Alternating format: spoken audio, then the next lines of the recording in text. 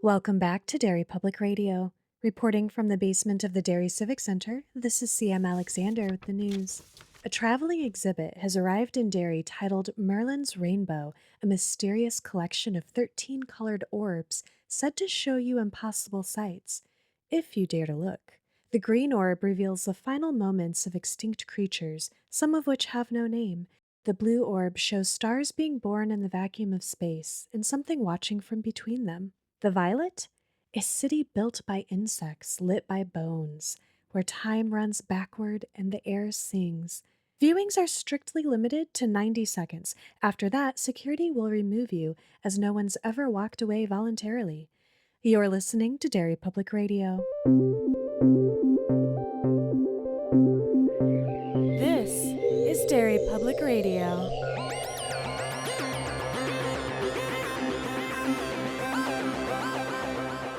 Welcome back to Derry Public Radio, a bi-weekly Stephen King book club podcast. I'm one of your hosts, Joshua Kahn, alongside CM Alexander. Hello, everyone. And Eve Gatto. Yeehaw, constant readers. Wow. Sorry, we have not been leading into the cowboy aspect of this book nearly enough. Let's do it now. Is it a Western? We've been over that. I'm so sorry. I just want to talk about horses more. Everyone knows I'm a real horse girl. That's true. It's the opposite of a car boy. We found the antithesis. Yeah. And we are back with part 3 of our coverage of Wizard and Glass, a Patreon selection from Jason Keene. We are covering through chapter 8, The Ashes, with CM leading our discussion. CM, take it away. Thanks, Josh. We left things off last episode with everything seeming to be coming to a head. Roland and Susan give up trying to stay away from each other, and he tells her who they're over and over again. Yes. We almost made it. We almost made it, Josh. So close. Yeah, people are coming to a head all over this book. All right. Anyway, and I even thought you were joking that they couldn't. I didn't even. I was like, okay, yeah, you're right. Did you do that on accident again? He tells Susan who they really are and why they're in Magus. They discover the oil tankers, and Roland realizes that Farson is gonna build some cool-ass weapons and win the Razor war. beams. Yeah. And he's gonna use the old people's technology, which baffles Susan because she's like, the way of the old people is death. And I would feel like we don't really, like, that's something I want to dive into and get more of, but no. Oh, it's just like the Fall of the Hounds or whatever. Mm-hmm. It's just the old stuff, it's bad. I guess, oh my God, what I need from Stephen King with this world is a Dan Simmons Hyperion Cantos style story of Midworld, where we get to see the rise and fall of Midworld. Okay, I've never actually read the Hyperion books, and What I know you have yelled at me about this before. But it's like a history, it's like a Silmarillion kind of thing? And it's not a historical look back, but it is, you get to see just a huge span of time, like civilizations kind of rising and falling before things just change on the biggest scale. Gotcha. I would love so that. It's like spans way into the future. We should just cover it. Okay, we have to stop talking about Hyperion. By Stephen King. Because this is not that kind of story. This is a YA romance story. Yeah. We kind of said that last episode. The greatest romance ever written. Yeah. Roland Deschain and Cuthbert Allgood. Cuthbert Allgood and Shimi. Besties for the resties. Oh my, I love. You know what? I have to get back on AO3 real quick. So Roland and Susan, we're starting this section with them very distracted by each other, and that's frustrating Bert to the point where he is openly bitching about it to Alain. That is great. Let's talk about this conversation. We come up on a building up to a fight we are going to have here later, but it is Cuthbert not being able to reconcile that on one hand, he is jealous of Roland because if he'd seen Susan first, he would have taken a run. And it would have worked. And it would have worked, yeah. Potentially. And also jealous because Susan's taking his best friend. Yeah. And so that struggle is coming out in bitching at Alain about how irresponsible Roland is because they are doing lots of counting. They're looking like idiots. Everybody in town thinks they're dullards while he's getting to bang. That would irritate me too. Yes. And Bert comments that Roland is always the first. So it's not just that he beat him to the only hot chick in Magus, is how it's described. Yes, it is how it's described, because the book does not realize how fucking gay Cuthbert and Roland are for each other. I am not joking. Cuthbert's whole deal here is, I could have had Susan. Oh, I'm so mad he gets to have sex with all these girls, and that's the only feelings I have for my best friend, and he's so handsome. Listen, I may have been reading fan fiction as much as I've been reading the book. I read this a couple times. I don't remember quite all of that detail. It is all there. The subtext is... I would not argue with that. I wouldn't dare. I don't even if I disagreed, I love it. You know, I can't wait for next episode when we find out the secret ending that was originally meant to be published. Oh. That we can never, that I have to this cut was a from gauntlet I did not expect to be thrown. Because of how explicit it gets. Oh, no. Oh, no. Listeners, don't let this moment pass you by. If you don't flood us with emails and social media demands, it's not going to happen. I've really blocked myself into a corner Really here. have. She needs the social pressure. Okay. I have ideas. I have rough drafts. It's okay. Before we get to this inevitable confrontation among our quartet, we check in with the coffin hunters at the Traveler's Rest, where Jonas is hanging out with Reimer when Clay and DePape approach the two of them with some concerns. And as this unfolds, the thing that I kept seeing was this comparison between the two different leadership styles and the things that each assume and the roadblocks they both have, between Jonas and Roland. I did a lot of like comparing the three groups of really kind of just killers. Yeah, because there's so many like parallels between Jonas and Roland.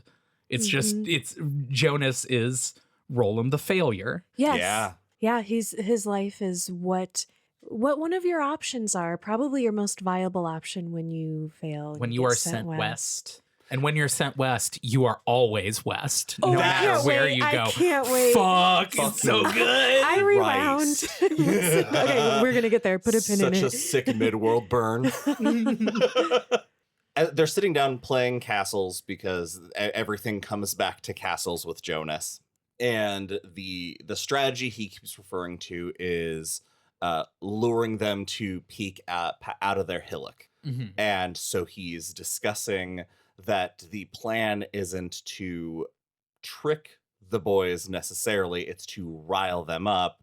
He's going to investigate them, set them off, and then they'll destroy themselves. He wants them mad and confused. Yes. He really has to be convinced to do that, though. And he doesn't trust his own men, who he hired presumably to help him with this. But when Reimer's also like, it would be nice to kind of know a little bit more about them, Jonas is like, okay, fine. Here's what I do. And it is a good plan because I think it was the way Reimer phrased the concern. It was something about like, they should have been counting horses by now. Why is it taking so long? And, and he approaches it differently than Jonas's men. So yeah, because the takeaway is that what the quote unquote 3D chess of they know that we know that they know, and how long do we let this ruse go? We're going to check in with Rhea. Unfortunately, this scene made me pause the audio and say out loud quite a few times to no one, because I was by myself, Jesus Christ, King, too much. Okay, so she is, and it's more about what's going to happen like with her progressively. But right now, the really horribly disgusting thing is what she does with her, what I thought was a pet snake. Well, still is. That's not how you treat your pets. True. And I'm not going to say another word about it, listeners. If you don't know what we're talking about, don't read this book. It is unpleasant, but she is just sitting and looking into the ball, and we If get somebody would just give her some daytime soaps, she wouldn't be wasting away. yeah, because she is sitting with Serious. what we will come to learn is Merlin's grapefruit, a really Great dumb name. name I for love it. well. I love it. Those are what he calls his balls. I don't know. Yeah, she's I felt like the joke had to be made, but I wasn't committed. she's staring into Merlin's balls, and it's only showing her the worst things. She like it says it gives her the gift of far seeing, but it never shows her anything pleasant. She never looks sees in the it and worst sees of friends people. comforting each other. it Yeah. says. Yeah. And so she is seeing all of these terrible things that we get brief glimpses of that are peak King. King Hey, tour here, through, misery. here's just a bunch of random awful things that he could make into stories, but no, there are 3 little kids in this town cutting off dogs' tails. Yeah. They'll come into play a couple times weirdly. That surprised me. I forgot about that. Yeah. But The little coffin hunters. how else are they going to get their dog violence in for the True. episode? Yeah. So she's sitting there watching this, having a time with her snake, and she is just wasting away. This is where I think it really becomes clear that the wizard's glass is showing her all these things she wants to see so that she doesn't stop looking and it can just suck up her life force. Which seems to make it a bad magical object. It's what? a cursed object, Well, though. but it's supposed to go from person to person, I think. I don't think it needs longevity with one person. I think it benefits from being passed on. It just makes me think, what does Farson want with this thing?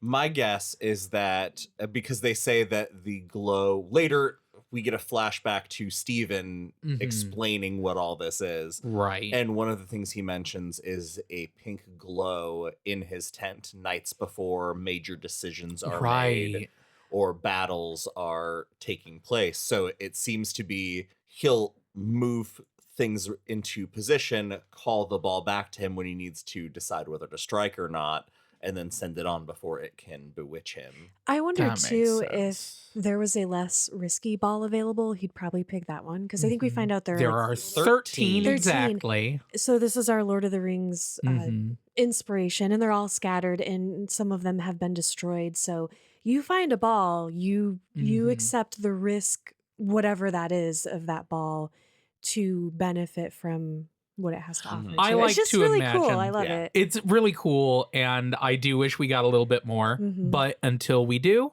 I will assume that he's trying to gather all of them so he can summon Shenron. Make that wish count. Don't waste it on Krillin. No, the world needs Krillin. He's our heart. All right, so a different kind of ball, this Yes. pink ball, the wizard's ball, is going to give Rhea some problems because she gets distracted by Musty and different things. and, By feeding the cat, yeah, maybe using the bathroom. which she just stops doing. Mhm.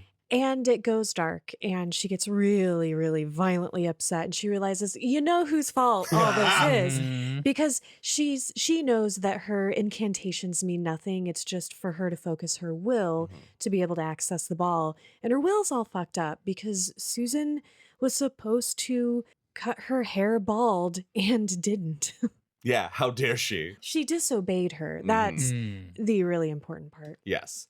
And because she's been so distracted by the glass, she's forgotten to do something about it. She's forgotten to do a lot of things. She has Yes. started to not feed Musty and some unfortunate goats we learned. Oh, yeah. Jeez.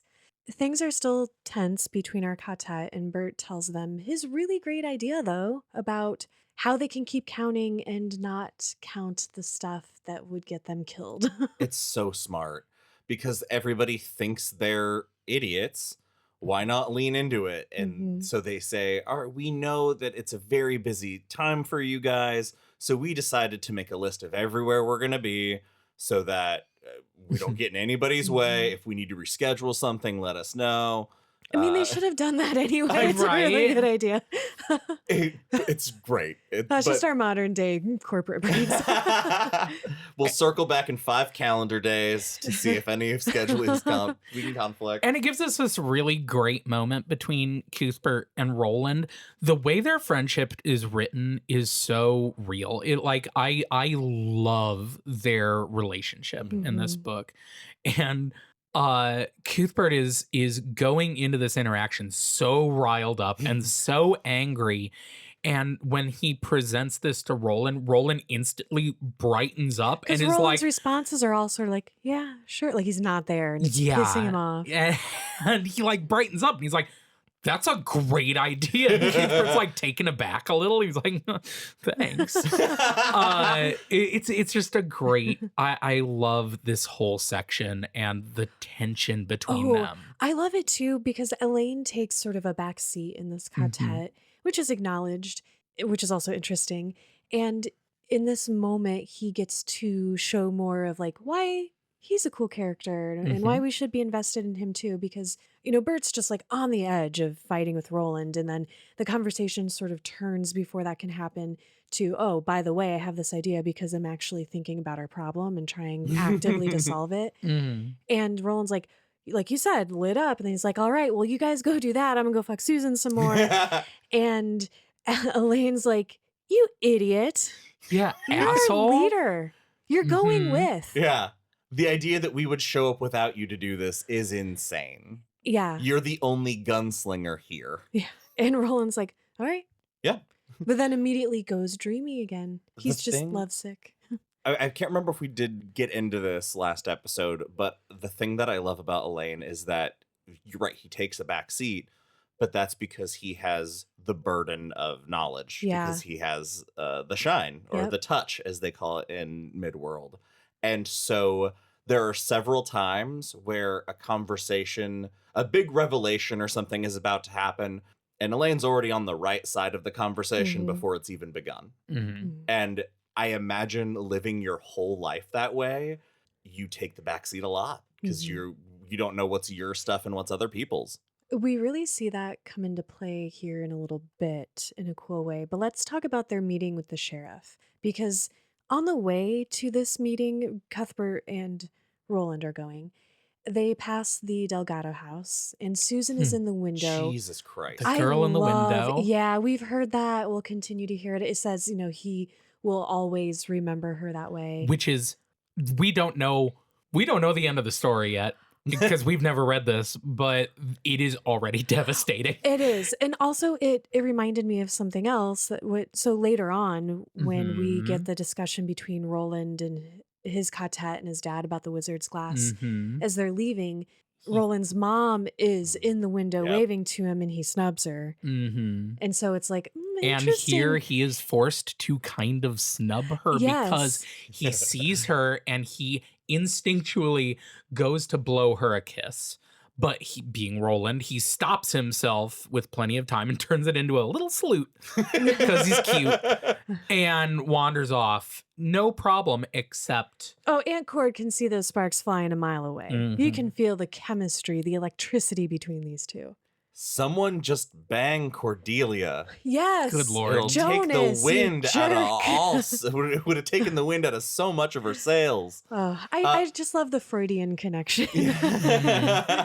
And we do find out that, yes, another reason Cordelia is riled up is because Jonas is taken up with another lover and Well, stopped that giving her happens attention. way Well, later, actually. The rumor has... Oh, wait. Not No, they yet. haven't started yet. She's You're right. just- No, you're right. She's just somehow She's pretty... just awful. Yeah. Well, she's pretty on top of the what's going on between these two, just because she's so shrewd, even though she herself doesn't really have quite that same It experience. seems like she just really wants it to be true. It's almost like she can see how romantic it would be. Or I feel like she's so scared all the time and so anxious that she is she would manifest it just to prove herself right so that she knows what she's dealing with. Yeah. Like that kind of anxiety.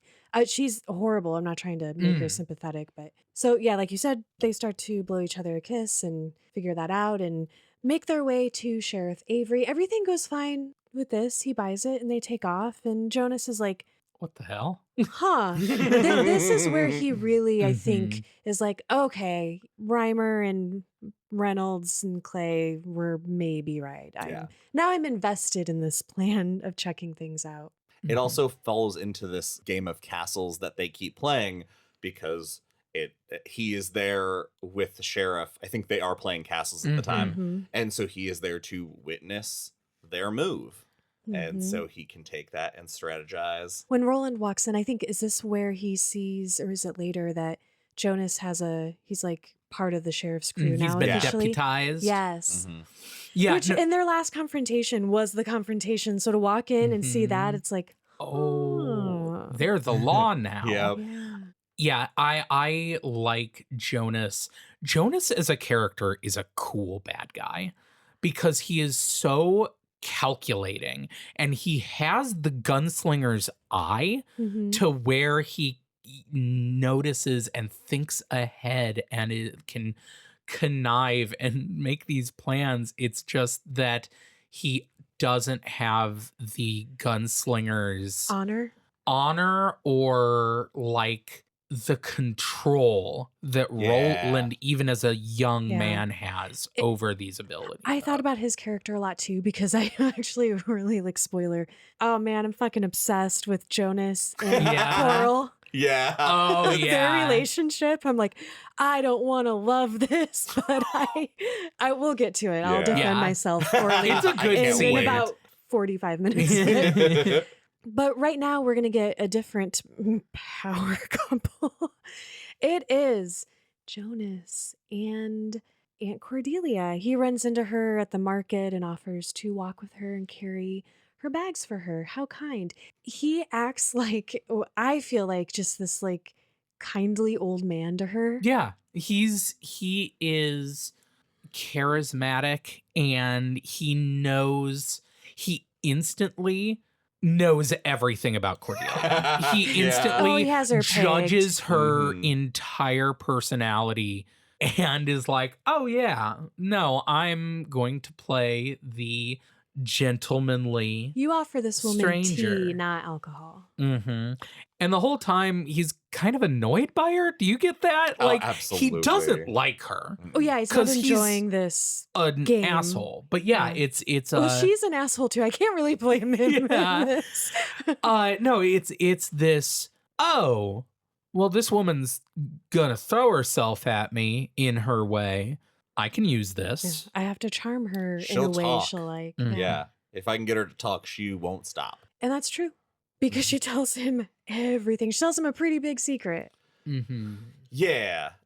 She thinks that Susan may not be honest. And Jonas immediately, again, going back to that gunslinger eye, Eve, picks up on, if that's true, and he's pulled the wool over this whole town's eyes about his affair with Susan, what else might he be hiding? So Yep. it's even Yeah. more evidence that, okay, yeah, now I really, really, really am invested in my plan. And he's starting to take it personally because this That's is what really motivates him, I think, in the end. it's yeah. a slight that he has, like, who Oh, cares? he didn't know that. He didn't pick up on that first. Yeah, that these two kids, who fucking cares? It's below the big Mm-hmm. confidanters.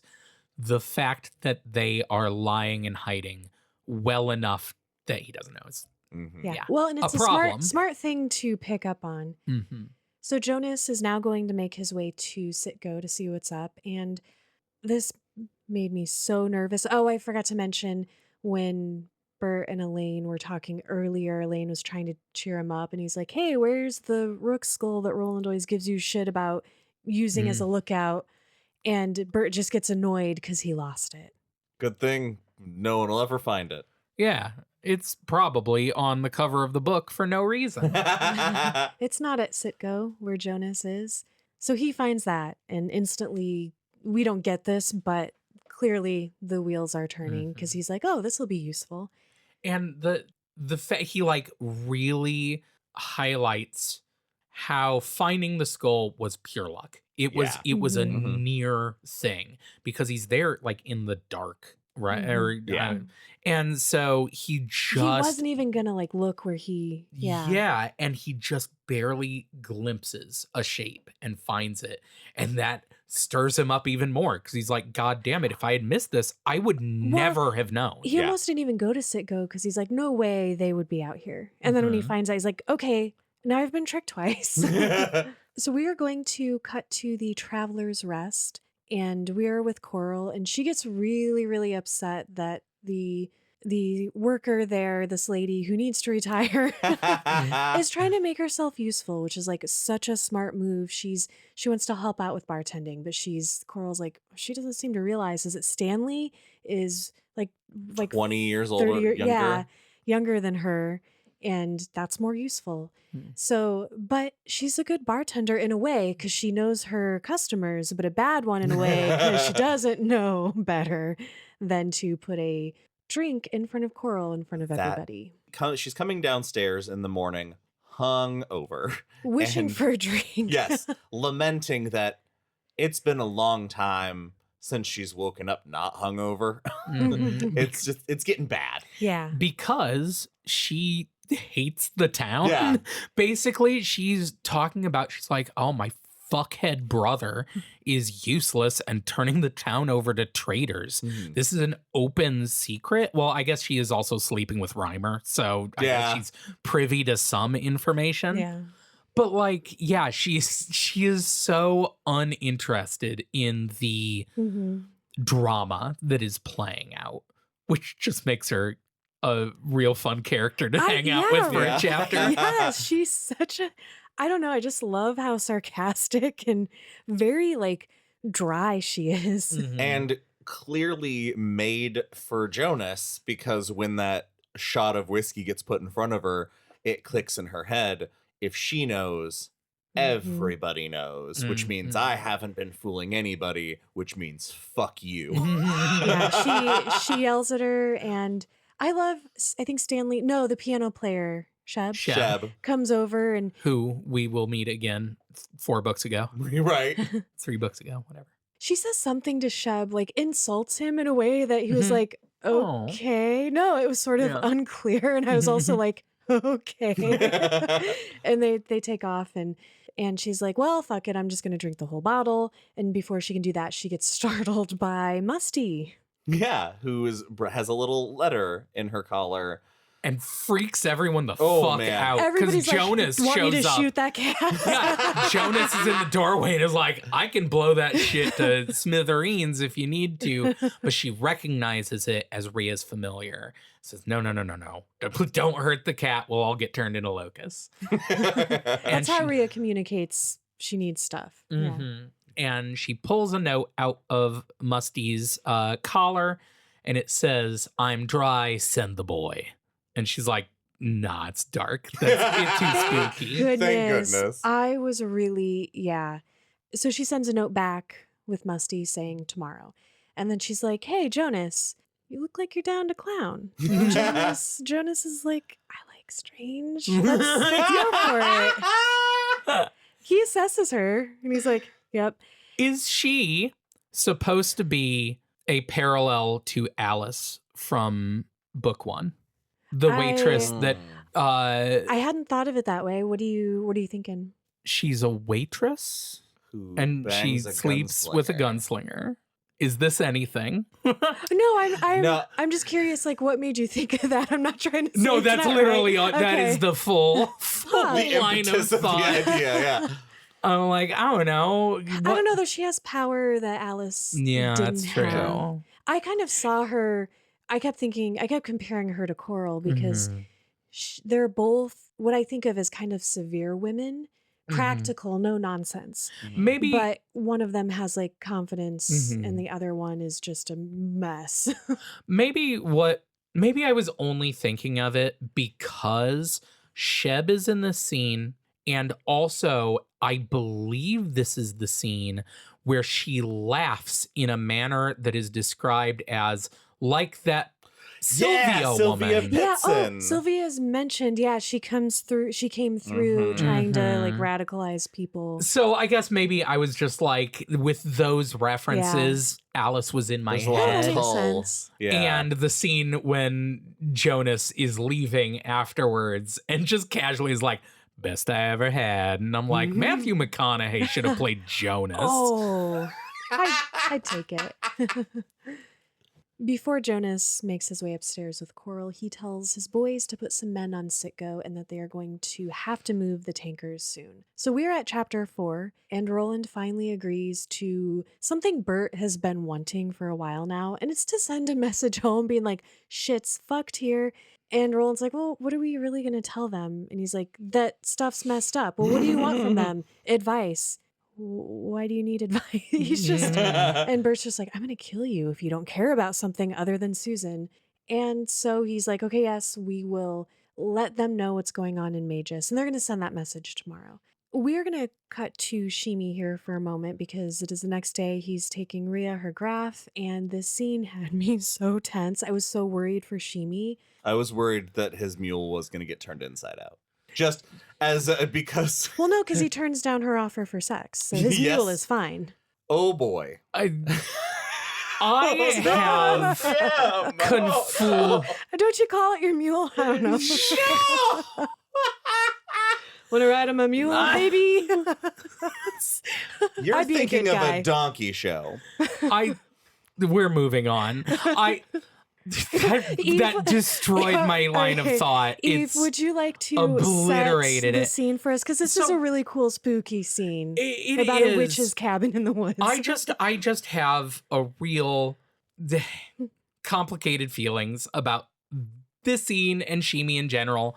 We've been over it before on the podcast. It's the great Duddits problem of the magical special needs person who is part there to be a puppy dog that we fall in love with and part there to be weird comic relief.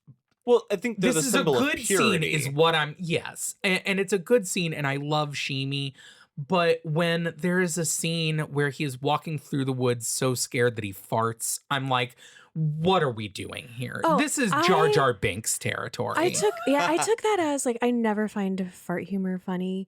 And it's like boy humor to me that dudes laugh at. So I just took it as that, not a. I love a because fart joke as much as anyone, but it's I guess I thought like the innocence of Shimi, I thought was shown accurately for a lot of what I've seen with individuals with his functioning. It's I don't know. It's just a personal like No, I know one that's of a thing King's that you don't personal things with me. No, and that's totally fine. But the tension of the scene Yes. is excellent because I mean, just like if you had sent a child up to Ria's, we have this like an innocence view of walking into a fucking nursery rhyme nightmare. The most accurate view. Shimi is scared of Rhea the way that literally every other character we've seen her interact with should be, and nobody is. Yes. Sorry. Okay, go on, please.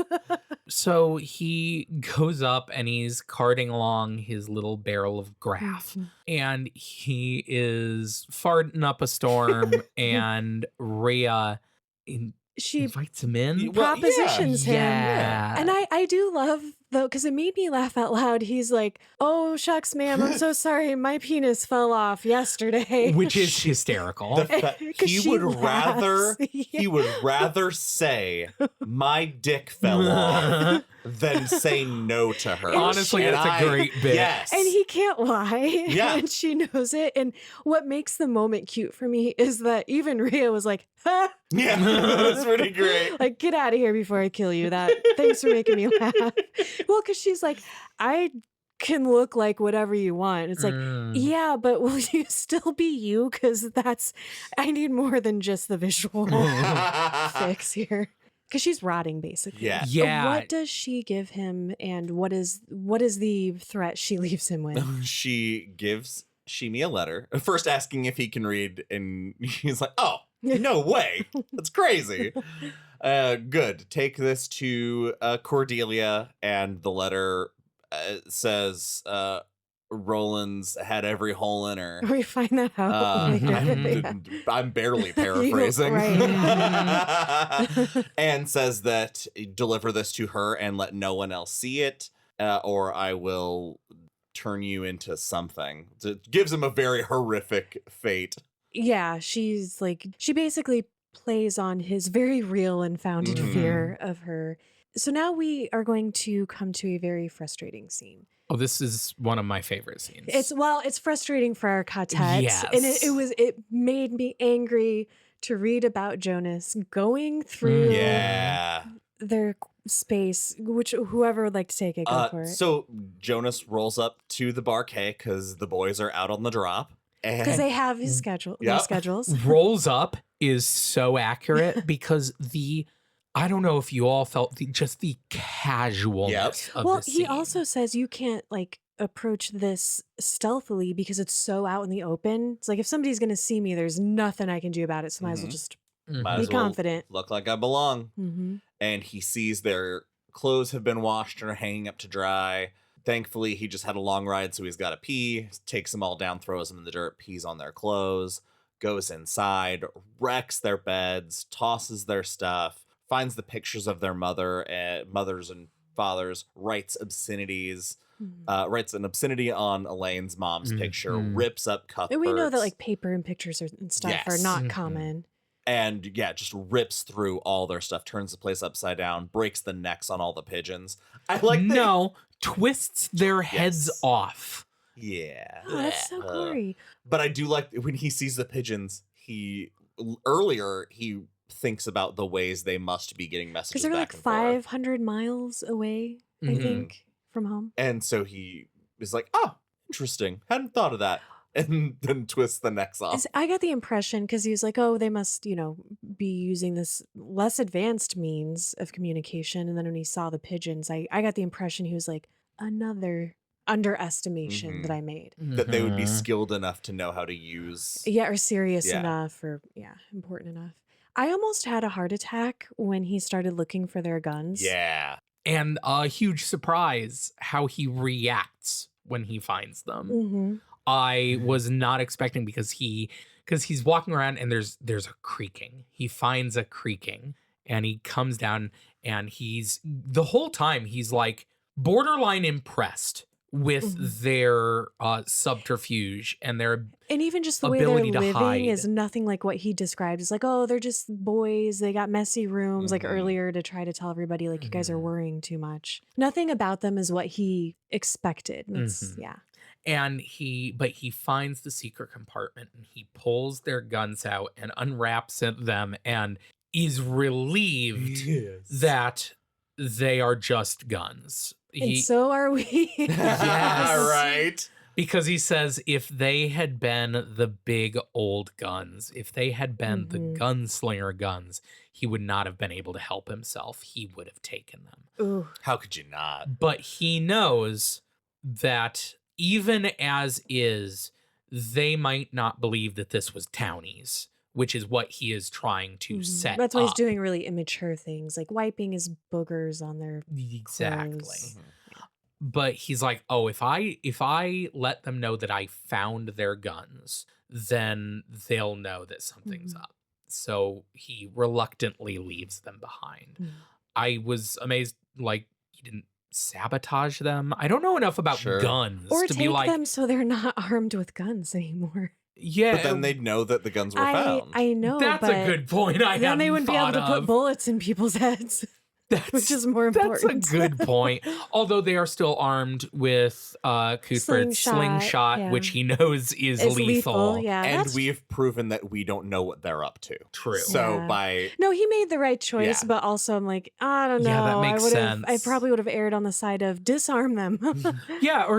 Disarm them. Wet all of their ammo. And yeah. He should have saved his pee. Make it explode in their hands when they fire. Yeah. How hard is that? Yeah. I know Kill our heroes, Jonas.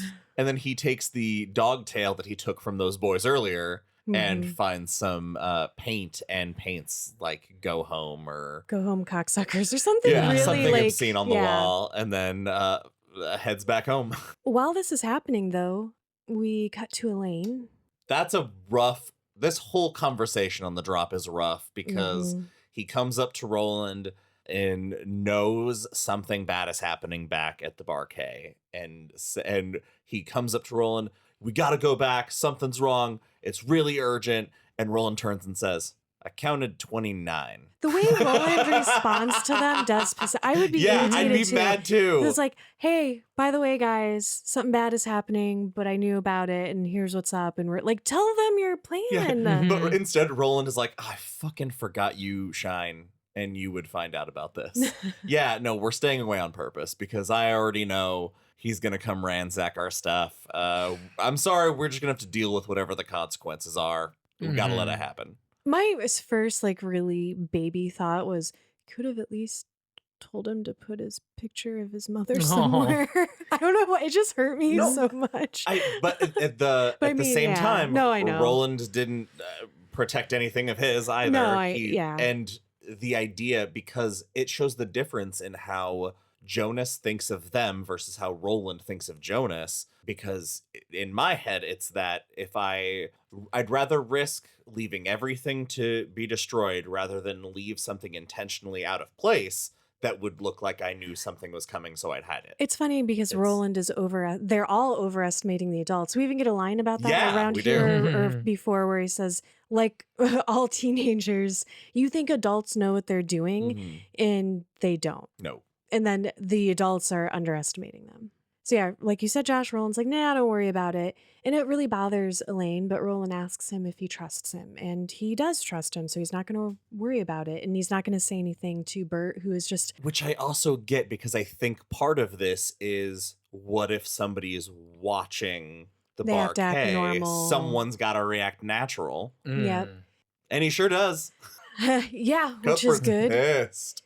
Yes, because he realizes, like, immediately because of they're not freaking out with him. Because he's like, right, guys, knew. right? And he's like, oh, you both knew. Well, fuck me. And he is going to go for a ride to cool off. And before that, though, he has a conversation with Alain and gives him a message. He goes off and is fully, like, yelling at Roland while Alain is begging him, please stop, let's go outside. And I love he's about to, like, hit him, right? Yeah, and he balls his fist. Alain drags him outside and is begging him, like, you need to calm down. And Cuthbert is Cuthbert, so he's just going off. He's making good points, though. Exactly, because he's finally all of this pent up feeling about Roland and how he feels abandoned by him. How he feels about Susan. And how he feels about Susan all come out all at once. And he's saying that Roland has destroyed our quartet. He's our and leader. Susan he abandoned us. Too. And yes. Like, he hates her for it. And Elaine's response of, no. You want to know why I did this? I did this because I told Roland I trust him. And I do. And what he did sucks. And this sucks. But if our quartet is broken, it is you. It is the way you are behaving because you are not trusting our leader. And Cuthbert says that's fine because he's wrong. Even if he's right for the wrong reasons, which makes him all the way wrong. Tell him Which is such that line, like, just ripples through the rest of this reading in such a beautiful way. And the fact that he's like, tell him that I'm taking a ride, but make sure he gets all that because I'm done. One thing about this scene, though, is that it's so frustrating because we know that Roland is a poor communicator. And the problem here is that he recognizes so quickly the intention of this act is to throw them off, rile them up. He even says, he hollers out to Cuthbert, he came to steal our guile and our caution. With you, he succeeded. And that's a pretty deep cut back at him. But the problem is that Roland figures it out and doesn't bother to say anything. Mhm. He figures these things out and leaves it for his quartet to... You know what it's like? You know what it's like? What? It's like a rom-com Oh my God. when a couple are arguing and one of them could just like solve the disagreement by just like saying one thing to them to explain themselves. It's like that. Yeah. It's like all he would have to say is, Cuthbert, here's my plan. Let's kiss. Kiss. I'm just gonna try that next time I piss somebody off. But I like that it's Ka again, though, because Cuthbert goes on this ride and it Mhm. serves a Mhm. purpose because he runs into Shimi of all people. Oh, Shimi is so distraught. This scene makes me really happy. Yeah. I just really love Yeah. this Yeah. scene. It's adorable. It's so sweet It because is. you're like, immediately I'm thinking, okay, what is the workaround? What is the thing that Cuthbert's going to say to get around the threat of Rhea? And that is not necessary because the second he shows concern, Shimi is like, here's fucking everything. Here is everything that happened. Because he can't I'm lie. scared. Yeah. Yeah. And Cuthbert is instantly like, yeah, we're going to solve this. And it's like, oh, they're best Yeah. friends. No worry, buddy. I got you. It's Give me that awesome. note. And then you don't have to worry about it anymore. It made me think, I expected this to go a different direction Mhm. because Rhea told Shimi, I can see far. If you go and tell anyone, I'll know. Mhm. But earlier in the book, Rhea also said the ball only shows her terrible things. And this is a good moment. And this is two my- friends confiding in each other. That's- If Roland and Cuthbert didn't go confront Rhea, I don't believe that she would have known. Holy shit. That makes sense. Woo, I love that a lot. Yeah. Nice catchy. Okay, so as this is happening, we're going to spend a little bit of time because we have to, because something insane is about to happen. I'm so fucking excited for this next part. Okay, Josh, would you like to set the I scene? would love to. Jonas comes back to the Traveler's Rest, and Roy is there and says, hey, Farson's man has arrived. He's at seafront. And before Jonas leaves, DePape is like, he's unpleasant to be around. Sometimes he looks like other people. And he's like, what do you mean? And he's like, you'll see. Yeah, I like how he He's warns him, but he's like, fucking I baffled. know this sounds insane, but I have to tell you. Yeah. This is a kick-ass kingism, and I can't think of other examples, but we've had them a million times. It's just when someone is so freaked out, they start speaking in poetry. Yes. Yeah. Yeah. Because he's like, hey, he laughs like dead people. And Jonas is like, what the hell does that mean? He's like, I don't know. It's the same. You'll hear it. We got, I think it was about him, the other example, because isn't that what our streaming intro song is about? Yeah, the description of Randall Flagg in the stand. Yeah, it was you. Yeah, it was Eve reading the... Yeah, That's right. Yeah. Mm-hmm. It's awesome. I just love the consistency of anytime we're describe someone interacting with this guy, it just doesn't make any sense. I forgot that this was Martin, legitimately. Mm. And I thought King was fucking with us a little bit because he even says the man in black and all this. And I was like, you're going to rug Walter. pull me. It's Walter. I mean, Walter. And Everybody. I thought it was going to be a rug pull. And it was going to be just some dude. I thought it was going to be Latigo in a black cloak or something. Oh, I And then I was going like, all right. But no. That No, would have it's been our a horrible boy. tease. Yeah. How does this conversation go? I'll tell you that the conversation goes abracadabra, bool, the end.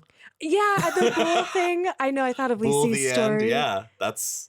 I missed that when we read Lisi's story. I don't think I picked up on that at all. Yeah, but it really jumps out to me this Yeah. time. I like that they meet up at Seafront and Jonas is like, yep, unpleasant. I see it. I sense it all. And Roy's before description was accurate. Yeah. And before he does any business, he demands to see the sigil, which, prudent as ever, is Eldred Jonas. And he holds it out and offers for him to take it and examine it. And he reaches out for a second and just decides, I don't want to touch that. that's good enough. All Yeah, right, I'm we gonna can die do if I business. touch that. Yeah, which maybe. I know. Well, and then the man in black is like, Yeah, and then he just Like, what a signals and it joke between flies. us. He's like does a come hither gesture, and the sigil flies across the table and up his sleeve, and he's like, "Ta-da!" Okay, Yeah. He's just a fun guy. I don't know why they gosh. don't like He's him. got real fun stuff. Remind me to tell you guys later. I just found out how Court died, okay. and it's a wizard trick. I'm not going to say it here. I'm not going to say it here because What? I'm going to make somebody on Patreon What make are us you read the comics. Oh, right. Josh has Okay. been reading the comics. Yeah. Okay. I got so much extra lore. I'm so Okay, excited okay. for the Mhm. final episode of Wizarding Glass. All right. Well, listeners, challenge has been thrown out. Josh, what happens in this conversation? Because he wants to know about our quartet, weirdly enough. And it turns out Farson is upset those boys are still alive. Mhm. And he expects them to be taken care of and demands that they are killed, in Mhm. fact.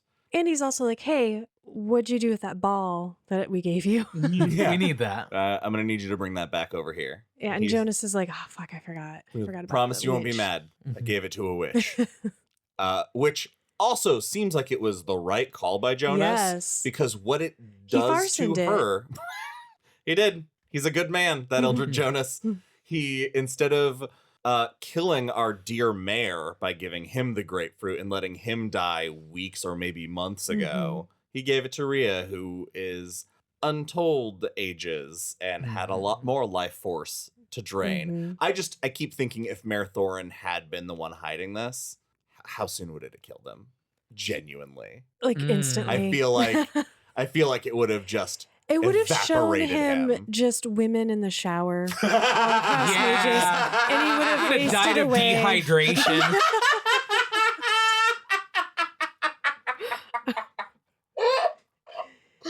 Anything else you two want to talk about with this scene? No, I just love that it's spooky and it's Yeah. the Man in Black. Yeah, it's really Yeah. cool. We're gonna come back to our quartet where we finally get the confrontation between Bert and Roland when Bert rolls up so with good. So some perfect. strange energy. Yes, I would love to see this scene played out. Yes. Like animated. Yeah, because they hear Cuthbert riding full speed back up to the Mhm. barquet, and Alain, they're sitting there playing cards, and Alain, even before Cuthbert walks in, is like, "Uh-oh, something's weird." And like, I don't trust this energy. And Cuthbert comes in, he's like, "What's up, guys? I got great news. You are not gonna believe the news. It's outside. The news. Come check it out." I gotta show you something. And then he says, "Hey, Roland, what do the five fingers say to the face?" Punch. He sucker punches Roland, knocks his dick in the dirt, and then says, "How do you like it? That's what I wanted to show you. That patch of ground, and also this Yes. letter." It was so cool. It fucking rules. Oh, I love the way he's smiling when he comes up is Mhm. described as like really kind of off-putting. And I can't remember if it was earlier and we skipped it or we get it later, but at some point Roland smiles and everyone's like, "Ooh, your smile is upsetting." So they now like have it out. Roland sees the letter and he is the way Roland reacts is a little bit It breaks hurts, too. him. I think Bert was ready for a fight. Mhm. After that, no. Roland cries pardon and fucks off. And realizes that he has doomed them all. If Yeah. the witch knows, don't know how she knows, the fact that she knows means that the information's out there and he's put everyone's life at risk. So the only plan is to go find that witch. Well, first, before they do that, they talk about like they it's more than Roland just crying pardon. He Absolutely, is saying yeah. like, "I fucked up here. I should not have been." Well, I shouldn't have withheld Abandon you. information from you because Yes. he knows more about what's going on and has a plan more than they realize. Yeah, because as Cuthbert, before the punch, as he's riding up, they're seeing this crazed look on his face, and Roland's like, "If only I could tell him that it's almost over. And then I think later And he's then he like, goes, why wait, didn't why I tell? can't I tell him? I don't know why I've been. I made this rule up. And it is, and it Break isn't it. until later when they're speaking when he's like, the mistake, I do not regret loving Susan. Yes. Because that was that was out of my hands. Yeah, that's Ka. But I do regret not bringing you two in. I regret thinking that I could keep my love and my Ka separate. Yeah. When they are all one. Roland is learning a very hard lesson that's going Roland's to shape 14. him. Yes. Remember? About to be 15. Yes. But again, just imagine how you were at 14. No. An idiot child. Unsubscribe. I was reading this at 14. Yes, but it's that the capability. Roland Yeah. Roland is so much more, and he also doesn't see anybody around him as less than him. And it's not that they're less than, they aren't the line of Eld. The line of Eld are a different breed. Mm-hmm. Yeah. We get that a lot, Mhm. like much later on. Yeah. So yeah, they're gonna go threaten the powerful witch instead of just kill her. And I like it's pointed out in this part as they're making their way there, and he's like, "Okay, we're gonna scare her. I don't think we need to kill her, but if we do, then we will." And it says that their fathers would have just ended her, but then Yep. we're immediately reminded that these are 14, 15-year-old boys, and it's easy to forget that given the gravity of the very adult very Yeah. complicated situation Mm-hmm. that they're in. And this is a really cool scene at Rhea's hut. Yeah, it is. They arrive and the front door is open as though they are welcomed. And Cuthbert is like, I don't want to go in there. Mhm. We should not go in there. It's going to be bad if we go in there. And Roland's like, But it's okay. empty. It's empty. Yeah, it's empty. I'm going to go up. You're going to stay back and cover me. And if I need you, I will let you know. Because he approaches the door by himself and he knows she's there. She's dim. She's dim. She is dim. He knows of stories that people can go dim. And the way you see them is by not looking for them. We read about this I in love it. Eyes of the So Dragon, I cool. think, for the first Mhm. time. Yep. Yeah. And it's still like my and favorite in the stand, bit. I think he goes dim. Mhm. Fog Yep. goes dim. And so he is scanning the room and sees a ripple in the corner. And just as he knows that he sees it, it knows that he knows, and it retreats back into the shadows. And he stands on the front porch and yells, Rhea, fuck off. This letter, you fucked with our friend. If you do anything about it, we'll kill you. Mhm. If you try to tell anyone else, we'll kill you. We'll kill you for any reason. Give me a reason. Go away. And she says, snake attack. Too bad he's a gunslinger.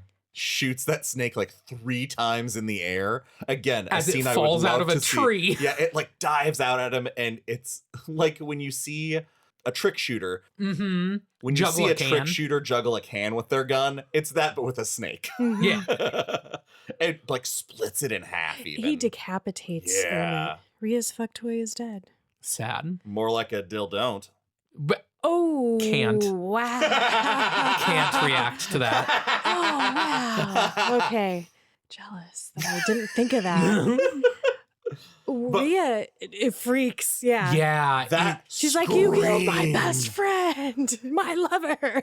Yeah, that would have been the point that I was like, oh, we I need have to kill her now. Yeah, we fucked up. Does anybody else think that Ermit wasn't always a snake? Possible. I think. Maybe. Yeah, I hope. Oh, because doesn't she, or maybe it's Musty. She refers to Musty as a wizard. She warlock or does. She something. does refer to Oh my Musty God. as a I think she's warlock. being She sarcastic. also, but I didn't know though. But she might 'cause not be. familiars can be Yeah. Mhm. turned into.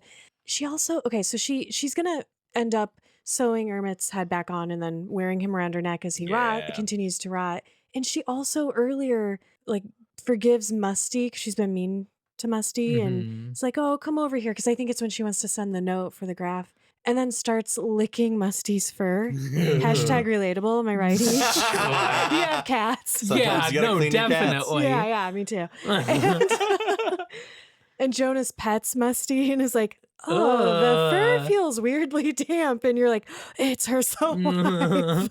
Hey, sorry, I had to bring that back in because it was horrifying. Yeah, it's listeners. gross. All right, so we are to chapter 5, Wizard's Rainbow. Real fast, I do need to point out that it is on the ride back that they, Cuthbert and Roland have this discussion about my regret is trying to separate Ka and love. Cuthbert responds by looking at Roland and noting the crown-like leaf stuck in his hair. Gay! Are you kidding me? Are you guys kidding me? There are only 11 stories on Archive of Our Own labeled Roland/Cuthbert. 2 of them are in Russian. It's a crime. Whatever. You're right, but also it's another sign of Roland's royal regal heritage, and how much Cuthbert wants to kiss him. Hashtag relatable. Hashtag relatable. He's just like me, for real, for real. Okay, so we are at chapter 5, like I said, Wizard's Rainbow, and we are in the Traveler's Rest again. Coral's bedroom with her and Jonas having had a great time. They fit together like 2 puzzle pieces in the sack. You know, and you just throw 2 puzzle pieces in bed and they just fuck in front of you while you sit in the chair. Yeah.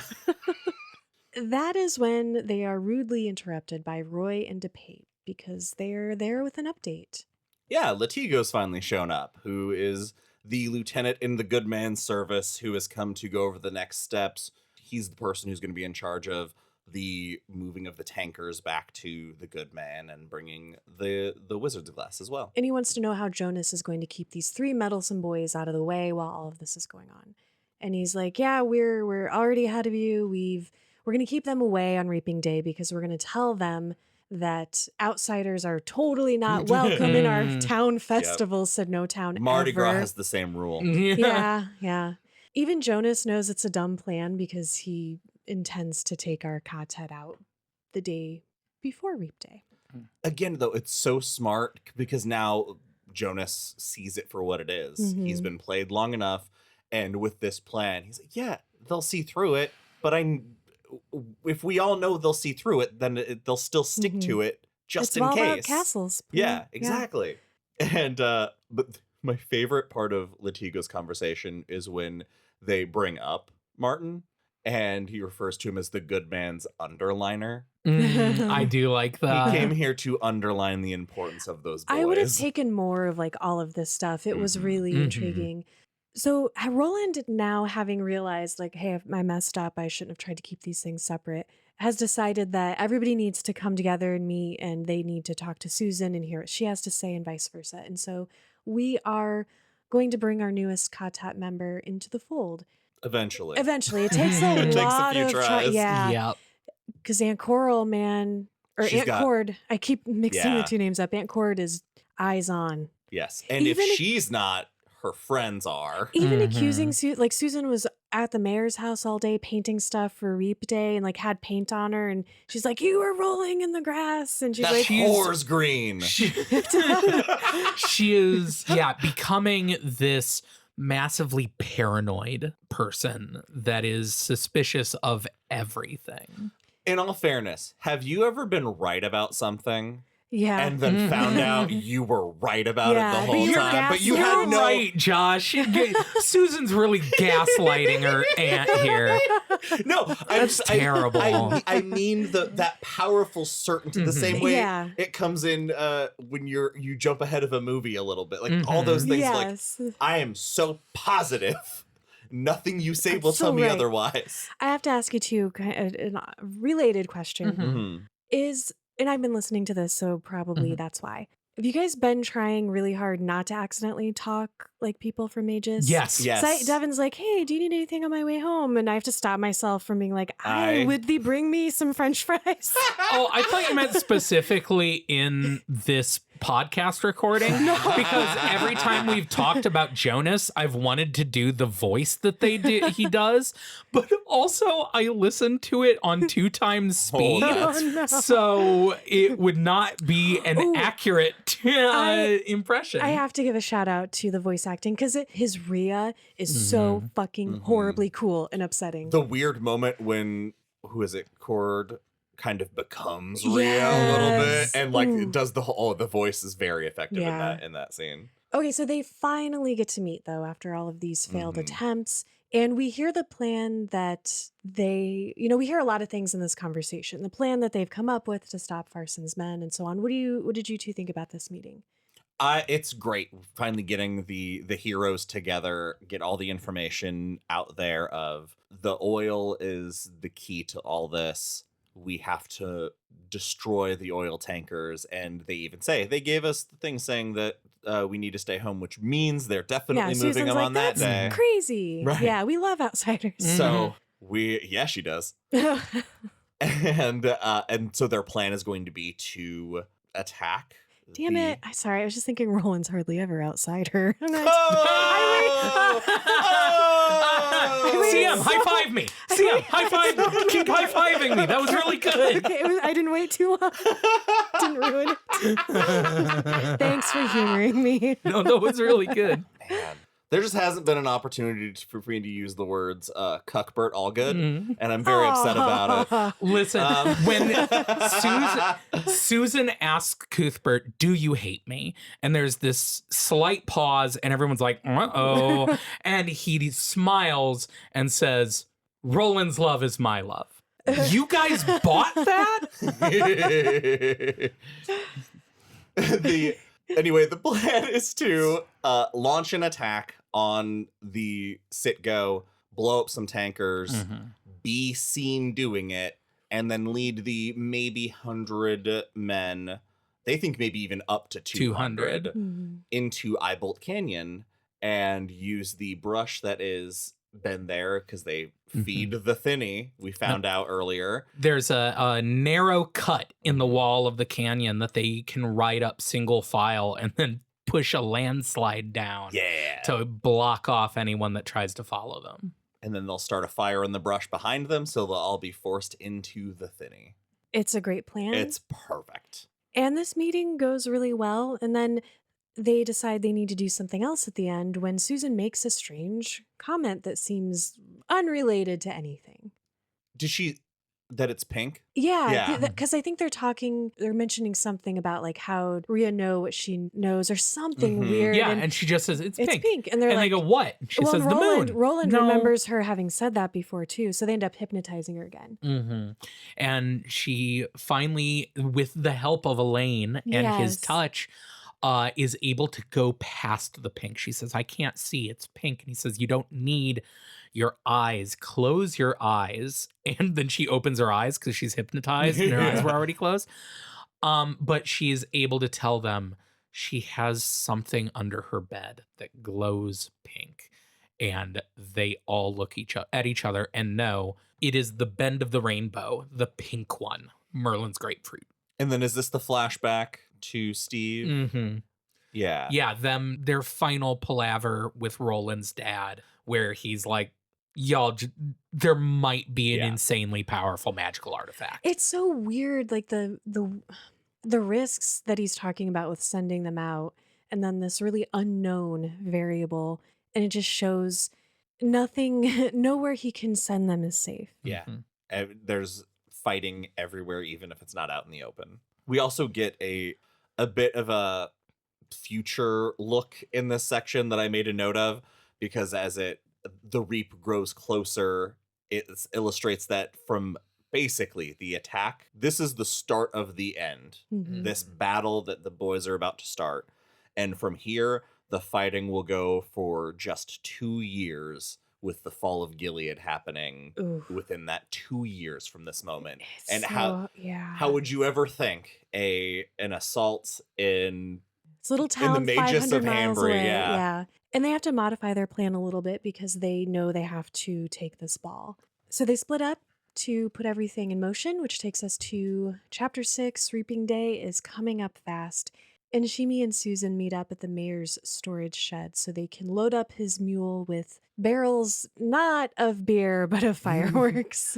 Which I'd forgotten what this part of the plan was I had for at to. first, Mhm. and then was so excited because I think it's Alain mentions that they'll be the ones who can help start the fire in the brush Mhm. because they can't just count on a single gunshot or something Yeah. to ignite Yeah, it. he says crude oil is harder to ignite than you would think. So they need fireworks about it. Yeah.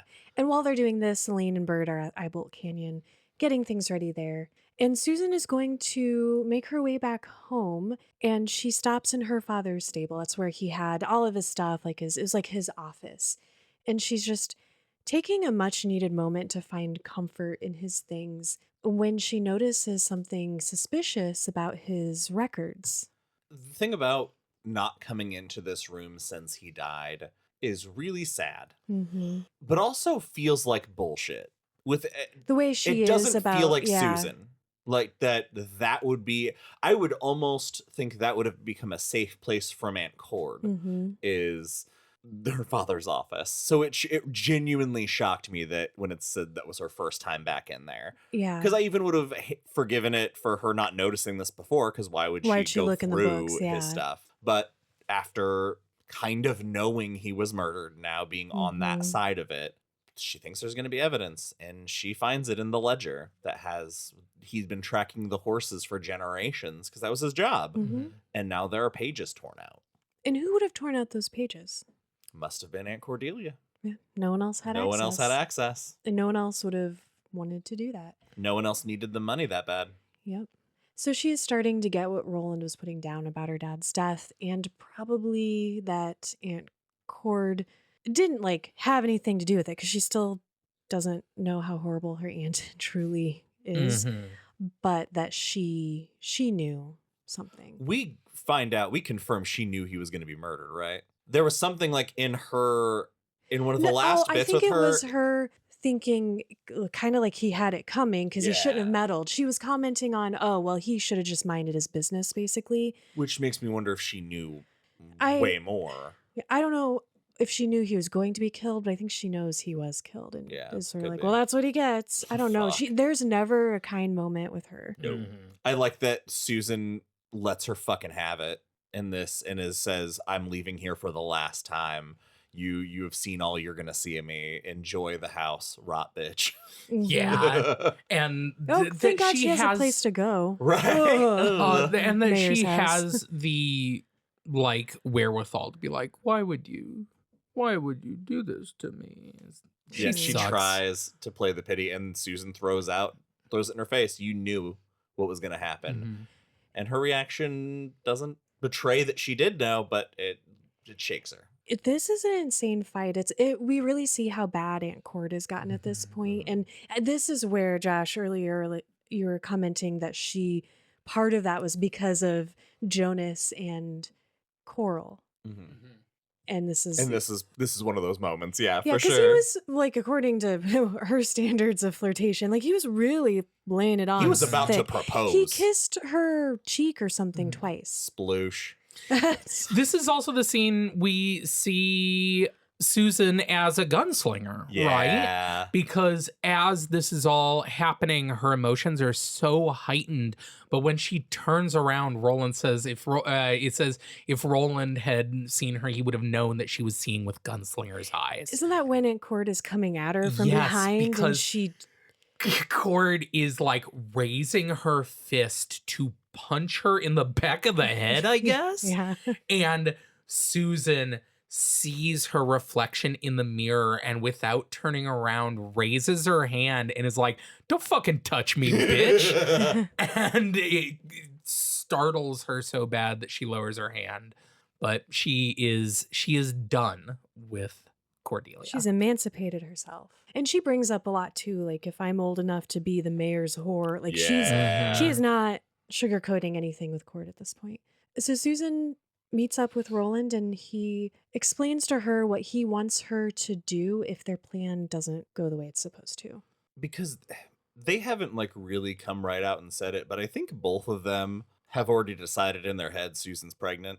Not quite. Well, because Roland, yeah. he basically says, I want you to take my guns, get on a horse, ride to Gilead, and tell my father what happened. This will be She all the thinks proof it you separately, need. but doesn't tell him yet. Mm-hmm. And then I think we get him thinking that's likely later. Yeah. I couldn't help but think, though, when she's realizing, like, oh, I'm probably already pregnant. Like, oh, you're not going to be able to have a happy life with Roland. Yeah. No one who sticks with him makes it out okay. So, The- this is where Roland speculates, like, as they part ways, like, he Could we have feels run like away she... together? No, like, Oh. she knew somewhere in her heart that she wasn't going to come out of this. She said, I can't remember what exactly she says, but she says something, and he's like, even then, I wonder if she knew. It's sad. It's real sad foreshadowing. So while this is happening, Aunt Cord is doing something very upsetting with Susan's clothes. Well, it becomes upsetting in retrospect. At the time, it's like, Well, it's sexist that all of the scarecrows are called stuffy guys. She makes a stuffy gal with all of Susan's clothes, not all of them, but dresses a scarecrow in Susan's clothes and then burns it. Yeah, that's not foreshadowing anything. Well, What? like chanting Charyu menacingly. During a blood moon. I love that that second. I don't remember where it is in the story. I think it's like right when the shit starts. Yeah. So maybe we're not there, but there's a moment when things start going down where just someone walks outside and sees the moon and gets jump scared. Yeah. Because it is the demon moon. Yeah. And also, I guess this is the first time that we kind of are hinted that the reason that the phases of the moon are called different things is because there's the shape of whatever the thing. Am I making that up? Because they look up at the moon and it's blood red and they're like, oh, they can see the face of the demon in the moon. Yeah, because depending on how much of the moon you can see is that particular face, I think that's what... I don't know. How do moons work? I don't know. Tides? Moons cause tides. We're at chapter 7, taking the ball. We can call this an educational podcast now. Oh, sorry to jump, CM. This is the blood moon part because we get a dream of an eagle with blood dripping wings flying over the barony from 3 different people. We get it from Mare Thorn, Olive Thorn, and Reimer. This ominous dream during the blood moon. Speaking of the Thorns, we are with Olive. This so is Susan so makes her way sad. to Mayor's house. That's where she's staying. Yeah, this was depressing to read. So basically, it's just a really heartbreaking scene of Olive having a horrible dream about basically her husband being murdered, but it's very metaphor driven. It's really cool. And crawls into bed with him and is like praying, don't wake up, because she just wants a moment of comfort. And his body is so familiar and the way, they fit together. And just like loves her creepy husband. Yeah. It's like sleeps next to him for a little bit and then decides she should sneak out before he wakes up because he might be angry. And like, that's horrible. So fucking sad. He doesn't deserve her. No.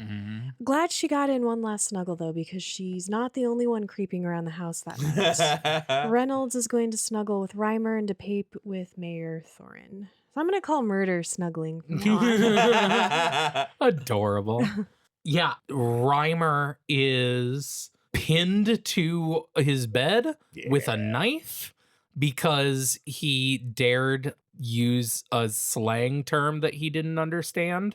Well, it's implied he did. He might not even have known it was a slang. He didn't even know it was a slang term. But it's enough for DePape or Reynolds or whichever one it was to stand over his bed, wake him up, and impale him. He's like, yeah, I put this inside you. Call me gay now.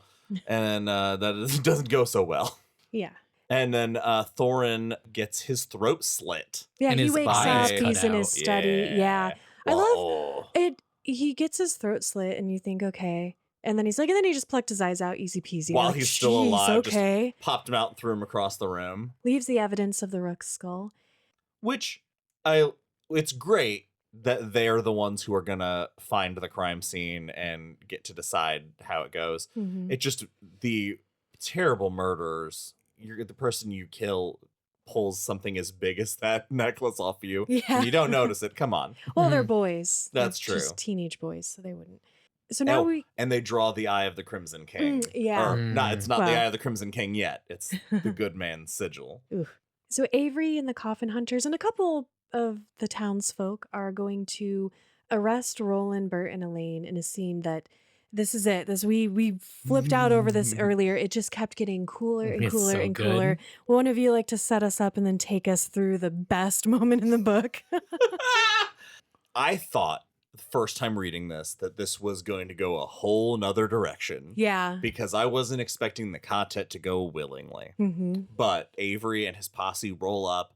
It's about 6 a.m. and the quartet gets up and they're getting ready for their day. They have uncharacteristically not noticed what's going on. Mm-hmm. And they are going to get their horses. And while their back is turned, Avery and his men roll up. And there's a moment where Roland thinks, this is never going to happen again. And then I immediately thought of Little Sisters of Illyria and the Slow Mutants. This is never going to happen again. But no, they are arrested. They are placed in handcuffs. They do not resist and are put on their Bert horse. tries to resist and they threaten Alain if he doesn't get it in shape. And so they arrest them for treason and murder of Mayor Thorin and Reimer. And Roland asks L'Engle, who is a guy who later will rile up a mob. He looks at it down and says, how can you do this to your home? Because they've turned on the affiliation. They've sold out to the good man. And as they're riding out, Jonas watching and goes, good game. Well, but Roland stops and has a conversation with him. This is so because I what is it that he clues in on? Oh, because Jonas says something about the guns and says, oh, I might know more about those than you would think. Roland doesn't comment on that, but he, a little later on, like he doesn't think about that. I just thought about it as like, oh, he totally said it. But Roland responds to an instinct he has about just all of a sudden one of his insights. He's like, oh, you were he's sent a failed. west, weren't you?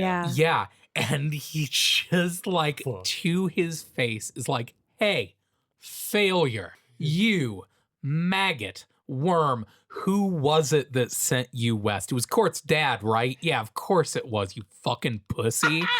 It is so I love brutal. because Jonas pulls a gun out and Roland lifts his head and is like, shoot, maggot. Yeah. Shoot, failure. It's so cool. You will live and you will die. You will live in exile and you will die that way. And it's so cool because Jonas is like, he's right. Yeah. He's like, it shakes Jonas to his core because it is his biggest insecurity. It is his biggest failing. And he knows as now a the whole human town's going to being. know he's a failed gunslinger. Because everyone saw him get shaken by this boy. And then he's like, get them out of here. And if anybody touches a hair on their head, you're in trouble because if I cannot kill this one right now, then you can get them there safely. This is a very satisfying ending to this scene. Super good. Still frustrating though because our quartet is officially captured.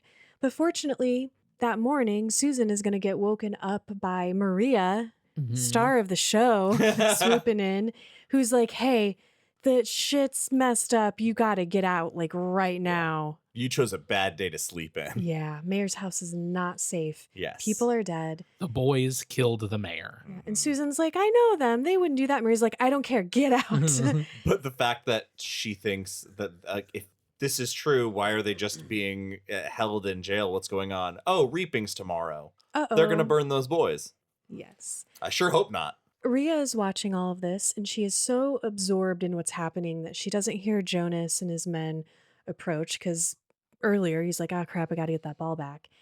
Until they are basically at her doorstep. So they have come to take that. And if anyone would kill this woman, which nobody will do, that's not how this goes.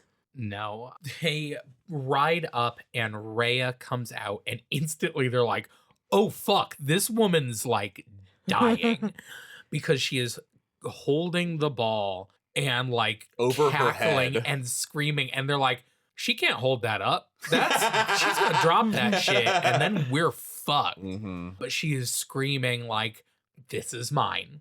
This is mine. Only I can use it. I am its mistress. It has found me, and it will never work for anyone else because I am great. You'll have to take me back to Farson with you. Yeah, and that's But why does he doesn't have to? Like, because Path of least resistance. Isn't it DePape who, as soon as Jonas gets the ball, he pulls out his gun, and Jonas is like, no, and Rhea's like, ha, you thought it was a double cross. It's totally just a gambit on Jonas's part because he recognizes that woman's dying. She doesn't know it yet, but that woman's going to be dead. Why waste the bullet? Exactly. Like, why bother going through? He's not like one to underestimate people. Yeah.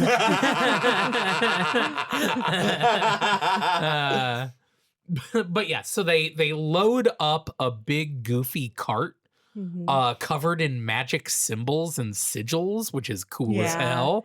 I want one. Carry me around in a magical lighter, please. Of course you would ask that. I demand it. Ask nothing. And they head back to town.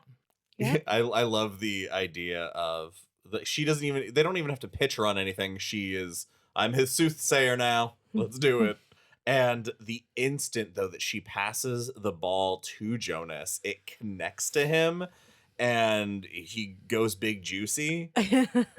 And he goes, where's the bag? It came in. I don't want to touch this anymore. Yeah. Go get the bag. It's the effect that the ring has on everybody. And when Rhea finds out that Thorn is dead, she's the happiest person in the world. And she's going to piss in his bed. Yeah. That's what you do. while sleeping in it, probably. Yeah, jeez. We're back with Susan briefly. It's interesting, even though her home is not her home anymore and Aunt Cord is not safe, that's still the only other safe place she knows. That's where her clothes live. Yeah. I didn't know we were going to get another like big showdown between her and Cord. Right. In the town, it's just these two women with this relationship that like it is done, irreparable, and all around them the chaos of the town.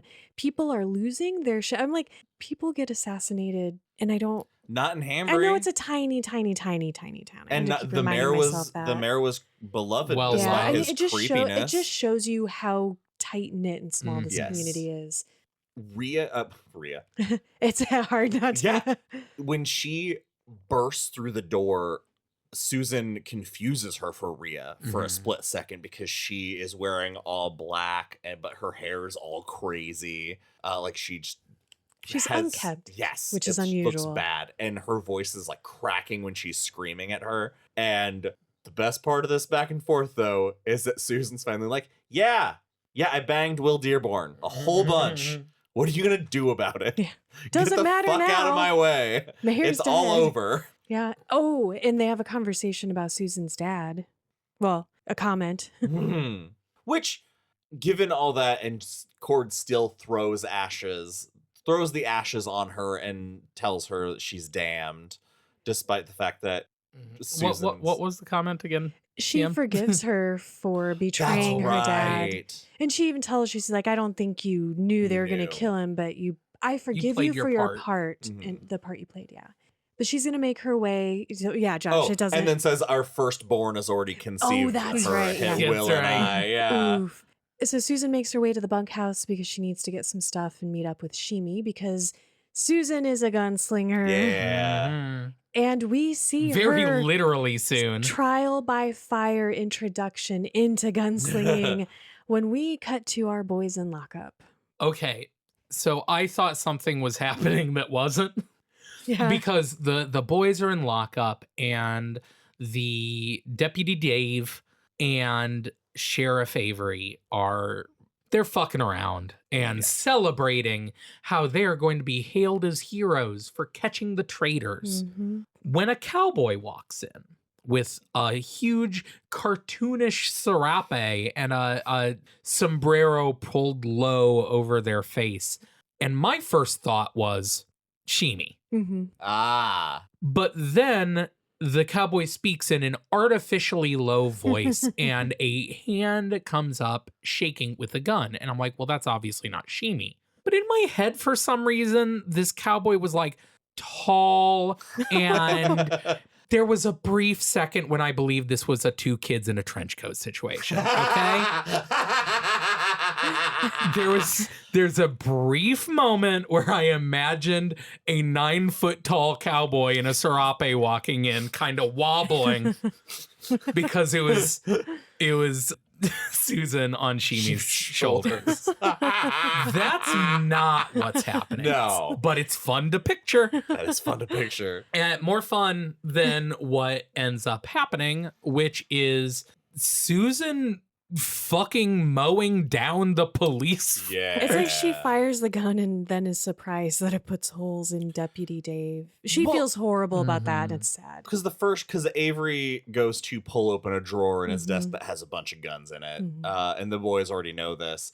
And he's making a comment about whether that gun she has is even loaded. And she pulls He's the trying trigger, to diffuse the situation. blows a chunk of the desk off. And that's when everybody's like, all right, we got a real gun. We're loaded. And poor Dave dies a would-be hero, dies a senseless, meaningless death. Yup.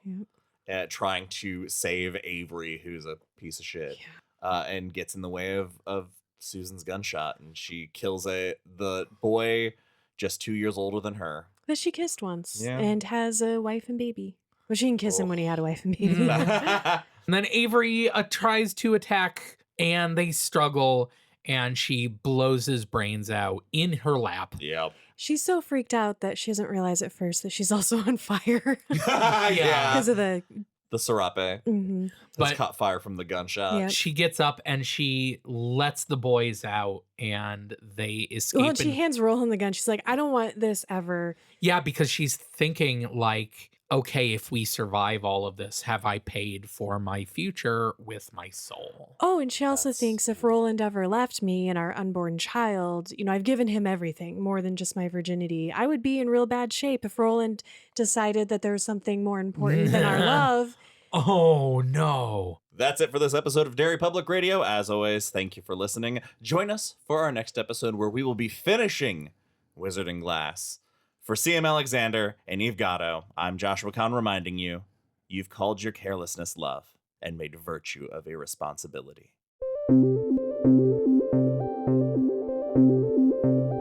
Hey everyone, thank you for listening to The Wizard and Glass Part 3. We hope you enjoyed it. As always, let us know on our social media. Search Derry Public Radio on all the platforms. And you can also send us an email at derrypublicradio@gmail.com. You can chat with us between episodes on our Discord. The link for that is in the show notes. And while you're waiting for more episodes, please keep up to date with us on our Patreon page and catch bonus content there every month at the $5 and up tier. That's all for now, listeners. Goodbye.